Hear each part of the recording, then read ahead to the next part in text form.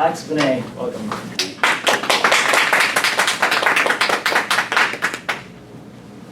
Thank you, Mr. Toastmaster, and thank you, fellow Toastmasters and distinguished guests. The author and poet Rudyard Kipling once said, "San Francisco only has one drawback. It's so hard to leave." Steve Perry sang about what happens when the lights go down here. Train asked if the city could save him, and of course Tony Bennett left his heart here. Today I'm going to talk about why San Francisco is the best city in the world. Now, I'm originally from Northern California, and I've lived in San Francisco for almost 10 years now, so I'm most certainly highly biased. But I've traveled around the world a little bit, and I've spent a good amount of time in other cities across the country. I firmly believe that San Francisco is the best city in the world. San Francisco is great for many reasons, but the three most important reasons why it's the best city in the world are the undeniable beauty of the place, the wonderful people, and the endless amount of entertaining and fun things. So first, the undeniable beauty. You can't talk about how beautiful San Francisco is without mentioning its most iconic landmark, the Golden Gate Bridge. Opened in 1937, Fillmore's travel guide calls the Golden Gate Bridge arguably the most beautiful bridge in the world, but undoubtedly the most photographed. Other gorgeous Bay Area icons include Twin Peaks Summit, Coit Tower, Grace Cathedral, the Ferry Building, Palace of Fine Arts, and of course the amazing and numerous San Francisco public parks, most of which are very dog friendly. So this list could go on and on for hours, and we still wouldn't get even close to mentioning all the beautiful things to see in the Bay Area. Living here for so long, you really do take for granted just how much both man-made and natural beauty there is in the Bay Area. The second part of what makes San Francisco the best place in the world is the incredibly diverse and wonderful people. San Francisco is the Bay Area is one of the most diverse places in the country. And while some might argue that it's becoming less so because of the incredibly high and continually rising cost of living, it's still a wonderful and eclectic place filled with people of all backgrounds. San Francisco is truly a microcosm of the national melting pot. It's a place where people of color comprise almost 60% of the total population, and 4 of the 5 are a majority of the population in 4 of the 5 Regions counties. You can't really talk about or fully express how diverse the population is without looking at some of the amazing cultural neighborhoods throughout the city. A few of these are North Beach, San Francisco's Little Italy, home to the beat writers in the 1950s, as well as Francis Ford Coppola, who wrote the Godfather screenplay in Café Triste. Chinatown, the oldest and largest Chinatown in the world outside of Asia. Mission, named after Mission Dolores and strongly influenced by Mexican culture, with storytelling murals, events honoring Mexican holidays, and of course, a taqueria on almost every corner. Castro, home to San Francisco and perhaps the world's gay and lesbian culture. Chinatown, home to some of the best sushi and without a doubt the best karaoke. Fillmore District. This has historically been a place to go to soak in the African American culture in San Francisco, and in fact was once known as the Harlem of the West. It had strong emphasis in the past on jazz and nightclubs, where the likes of Ella Fitzgerald, Louis Armstrong, and Billie Holiday all once performed.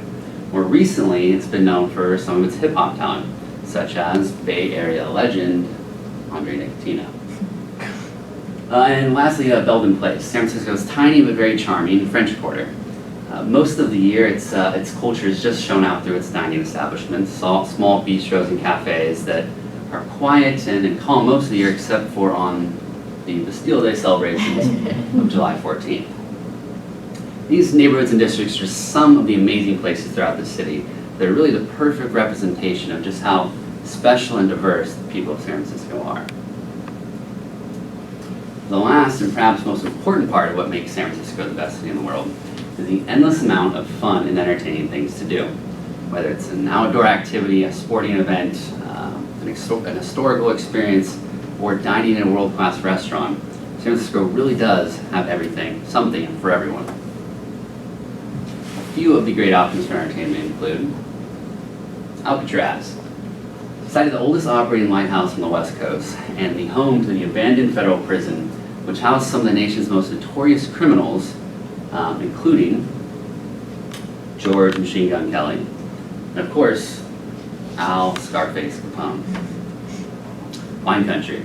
Just a little over an hour north of the city, the Napa and Sonoma Valleys are home to some of the most prestigious wineries and vineyards in the world, with over 100,000 acres of vineyards and nearly 1,000 wineries.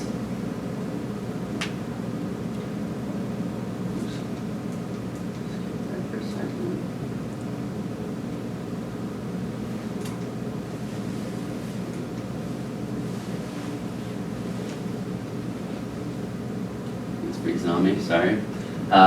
Taking a jaunt up to wine country is an absolute must for both wine enthusiasts and casual sippers alike. Food and music festivals such as North Beach Festival, Treasure Island Music Festival, and of course, Outside Lands. And sporting events.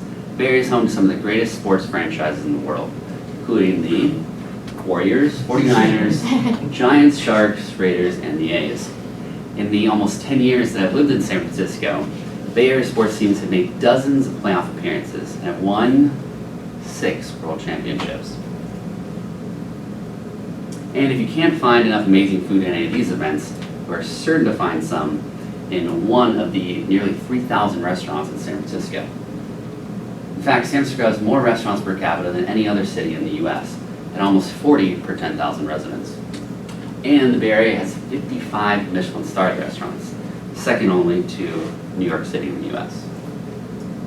And just as you would expect from the technological center of the globe, San Francisco is also home to the first entirely robotic restaurant, a burger joint called Creator, which opened to the public in September of this year. As you can tell from this highly abridged and very short list, there's never a shortage of fun things to do when you live in San Francisco. And I think after walking through the slides, it's fairly obvious to see why Mr. Kipling said that it's hard to leave the city. Now, San Francisco isn't perfect, and some people might say that its challenges are getting greater each year. But I firmly believe that the positives and the goods far outweigh and exceed any negatives. And the undeniable beauty, the diverse and wonderful people, and the endless amount of fun things to do are what make it the best city in the world. Thank you.